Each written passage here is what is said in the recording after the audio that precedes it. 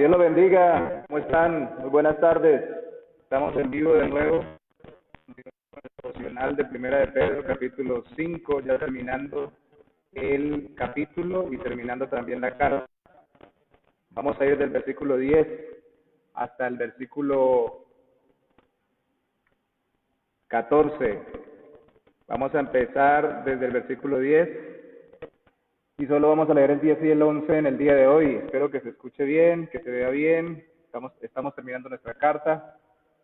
Dice así la palabra del Señor, permítame leerlo. Mas el Dios de toda gracia, que nos llamó a su gloria eterna en Jesucristo, después que hayáis padecido un poco de tiempo, Él mismo os perfeccione, afirme, fortalezca y establezca. A Él sea la gloria y el imperio por los siglos de los siglos. Amén. El Dios de toda gracia. ¿Qué tenemos entendido nosotros por gracia? Recuerdan que unos versículos atrás vimos que el Señor precisamente da gracia a los humildes y que la gracia precisamente es la ayuda de Dios sobre nuestras vidas, algo sobrenatural. Aquí dice toda gracia. Para algunos la gracia de Dios solo debería limitarse a lo que ellos quisieran que Dios les ayudara o les diera, no para todas las cosas. Es decir, si quisieran una vida más cómoda, quisieran la gracia o la ayuda de Dios. Si quisieran una vida más entretenida, quisieran la ayuda y la gracia de Dios. Si quisieran mayores finanzas, quisieran la gracia. Si quisieran más salud, quisieran la gracia de Dios, la ayuda de Dios, y merecida. Pero resulta que aquí dice toda gracia. Y cuando dice toda gracia significa para todo tipo de necesidades que tenemos. Porque Él nos llamó a su gloria eterna en Cristo Jesús, si es que hemos creído en Él, arrepintiéndonos de nuestros pecados. Entonces, escuchen esto, después que hayamos padecido un poco. Es decir, Él debe perfeccionarnos, afirmarnos, fortalecernos y establecernos, como dice el versículo, en medio del padecimiento de este poco tiempo que vivimos en esta tierra.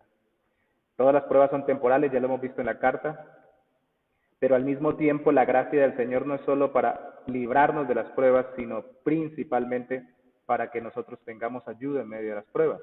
En medio del padecimiento Él nos perfecciona, en medio del padecimiento Él nos afirma, en medio del padecimiento Él nos fortalece, en medio del padecimiento Él nos establece, porque a Él es la gloria y el imperio. Es decir, esto es para glorificarlo a Él, no para que nosotros nos gloriemos en nuestros propios recursos, habilidades, o para que nosotros disfrutemos de ciertos favores de Dios. No, la gracia de Dios es para todo tipo de circunstancias, especialmente para cuando tenemos que pasar por padecimientos. Estamos finalizando la carta y recuerden ustedes que fue escrita a cristianos que padecían persecución, especialmente cristianos que estaban expatriados, exiliados, extranjeros, peregrinos a causa de su fe.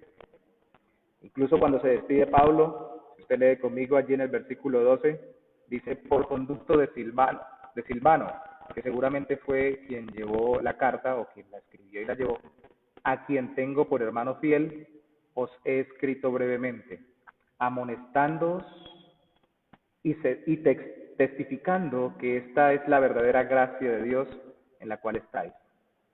Hay una verdadera gracia y hay una que no es la verdadera gracia de Dios. La gracia de Dios siempre es la gracia de Dios, entonces quiere decir que hay formas de ver la gracia de Dios que no son realmente la verdadera gracia de Dios. La iglesia que está en Babilonia, que era un nombre clave que seguramente el apóstol Pedro, que es el autor de esta carta, el apóstol Pedro estaba utilizando, es para la ciudad donde estaba escribiendo, dice elegida junto con vosotros, o juntamente con vosotros, que era la iglesia que estaba con él en esta ciudad, y está diciendo que cada iglesia en cada ciudad es escogida por la fe en Cristo.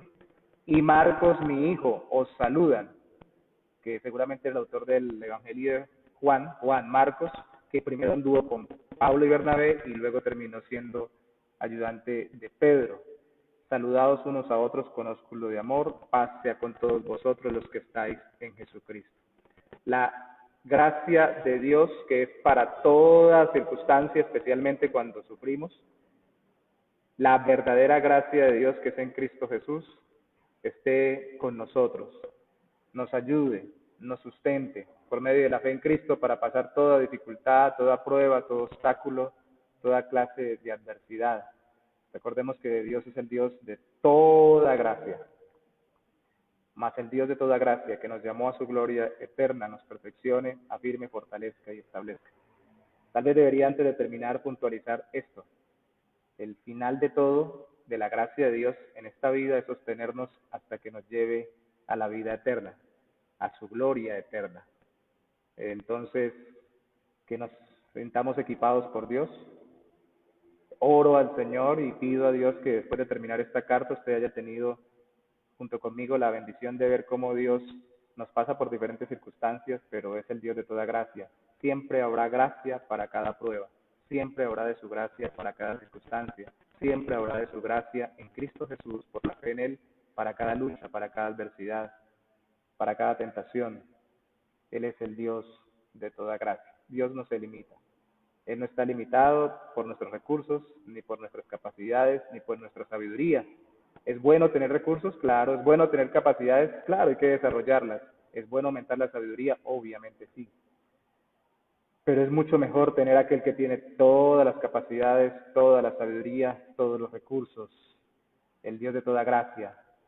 Si nos dio a su Hijo, nos dio todo junto con Él, nos ha dado todo. Él se nos ha dado a sí mismo, nos ha dado a su Hijo unigénito, para que todo aquel que en Él cree no se pierda no se pierda, mas tenga vida eterna.